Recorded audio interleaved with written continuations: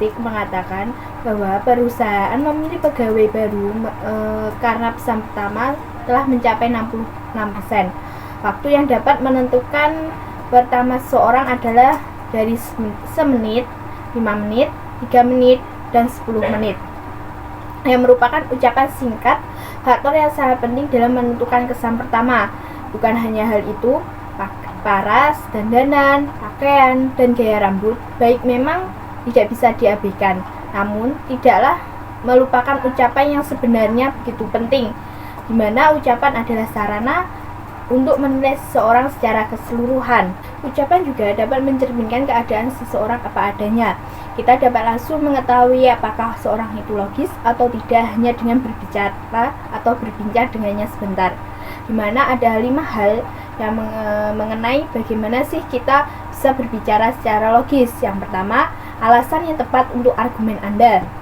Yang kedua, menghindari lompatan logika dan melebih-lebihkan. Yang ketiga, konsisten dalam bersikap. Dan yang keempat, gunakan kata-kata yang sederhana. Dan yang terakhir, kita harus memiliki sikap tenang.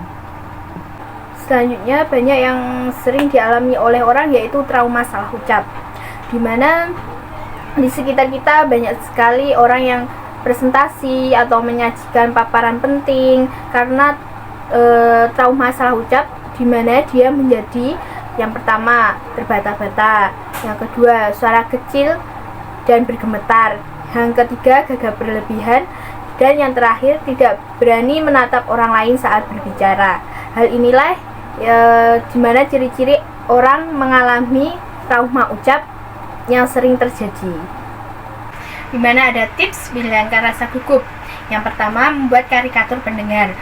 Mari berpikir bahwa audiens bukanlah orang yang akan menilai kita, tetapi melainkan orang yang akan mendengar cerita kita dengan gembira. Yang kedua, menghindari merendahkan kapasitas diri dan memperkenalkan diri. Seperti, saya tidak sempat mempersiapkan dengan baik, saya banyak kekurangan. Kalimat-kalimat seperti itu tadi berfungsi untuk mengungkapkan rasa rendah hati. Kalimat ini justru membuat kepercayaan audiens turun dan membuat mereka tidak bisa fokus. Hal inilah yang membuat kita menjadi lebih gelisah dan tidak bisa lolos dari rasa gugup. Yang ketiga, di mana kita bisa mempelajari konten dengan baik. Di mana saat kita menguasai apa yang akan kita sampaikan, audiens akan melihat kita dengan sorot mata yang lembut dan mendengarkan, bukan dengan tatapan menghakimi. Mempelajari konten presentasi akan lebih mudah saat kita berbicara dan menghilangkan rasa gugup tersebut. Yang selanjutnya yaitu mengucapkan mantra dengan penuh keyakinan. Mantra tersebut seperti, aku yang terbaik, hari ini aku akan menyajikan presentasi yang terbaik. Selalu memantrai diri sendiri dengan ucapan yang meyakinkan untuk meredakan rasa gugup tersebut.